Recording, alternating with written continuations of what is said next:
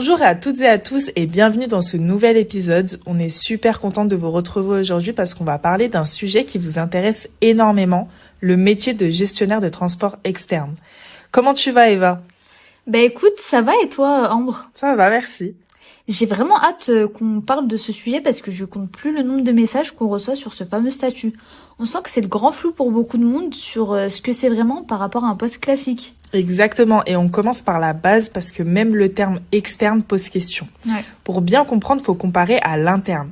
Un gestionnaire interne, c'est un salarié cadre, donc il a son contrat de travail, il est dans les bureaux de la boîte tous les jours, mais l'externe, c'est autre chose. C'est un prestataire de service, donc un indépendant. C'est ça, et c'est là que c'est intéressant, parce qu'en tant qu'externe, t'as pas de lien de subordination avec le patron de ta boîte. T'es un partenaire, et la grosse différence légale, c'est que l'interne est bloqué dans une seule entreprise, alors que toi, en externe, tu as le droit d'accompagner 2 entreprises différentes en même temps. Donc c'est ce qui permet de diversifier ses revenus, mais ça demande une organisation millimétrée. Et justement, cette organisation, elle est dictée par ce qu'on appelle le contrat type. Donc, c'est pas juste un document administratif, c'est ta feuille de route. Dedans, on liste des missions ultra précises. Donc, tu peux pas juste dire je surveille. Ouais. Tu dois prouver que tu gères l'entretien des camions, que tu vérifies les contrôles techniques, que tu valides les contrats de transport et surtout, Eva, le gros dossier, la réglementation sociale. Ah, mais ça, c'est le nerf de la guerre. Tu dois analyser les disques, les cartes tachygraphes. Donc, t'es la personne qui assure que les chauffeurs ne font pas d'excès de vitesse ou dépassent pas leurs heures. Ouais. Donc, si un chauffeur fait une infraction grave, c'est ta responsabilité qui peut être engagée.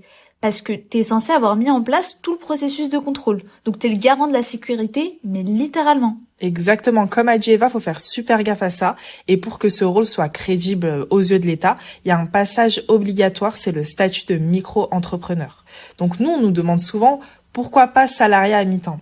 En fait, la DREAL exige l'auto-entreprise pour garantir ton indépendance. Donc si tu étais salarié, tu pourrais subir une pression du patron pour fermer les yeux sur certaines infractions. Alors qu'en étant prestataire, tu restes maître de ton expertise. Et c'est pour ça qu'il y a des limites très strictes. On peut pas gérer 50 camions tout seul. Donc la règle, c'est 2 entreprises maximum. Mais attention, du coup, le parc total, il doit pas dépasser 20 véhicules.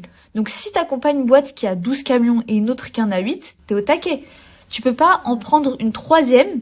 C'est une sécurité, en fait, pour éviter que le gestionnaire devienne un simple prête-nom et qui contrôle plus rien. Ouais, et tu fais bien d'en parler parce que le parcours pour en arriver là, il est très spécifique. D'abord, faut décrocher cette fameuse capacité de transport. Donc, faut bien réfléchir avant. Est-ce que tu veux partir sur du lourd, du léger, ou plutôt voyageur? Et une fois que tu as le diplôme en poche, tu crées ton statut sur l'INPI et c'est là que tu deviens officiellement un chef d'entreprise de service. Et c'est là qu'il faut être hyper vigilant sur le vocabulaire.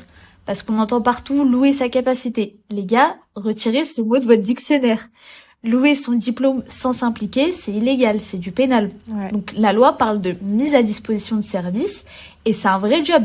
Et attention aussi au diplôme de commissionnaire. Il permet pas de mettre sa capacité à disposition d'un transporteur.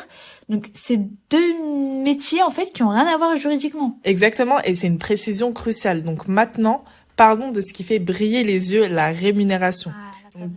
Donc, puisqu'on est en micro-entreprise, on facture des honoraires. Et là, ça devient un vrai business.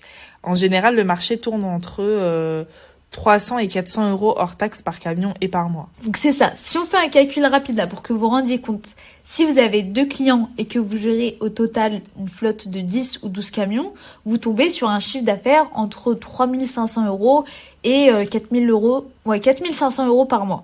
Donc pour un indépendant qui gère son propre planning de chez lui ou en se déplaçant ponctuellement, c'est une excellente situation. Exactement, mais la réalité, c'est que beaucoup de gestionnaires diplômés, ils trouvent pas de clients parce qu'ils savent pas où chercher. Et ça, on trouve que c'est frustrant de voir des gens avec la capacité en poche, mais qui l'utilisent pas. C'est totalement ça, et c'est pour ça qu'on a créé notre réseau de mise en relation chez MKDemi. On a des dizaines de transporteurs qui nous appellent chaque semaine parce qu'ils ont les camions, ils ont le business, mais il leur manque le gestionnaire pour valider leur licence.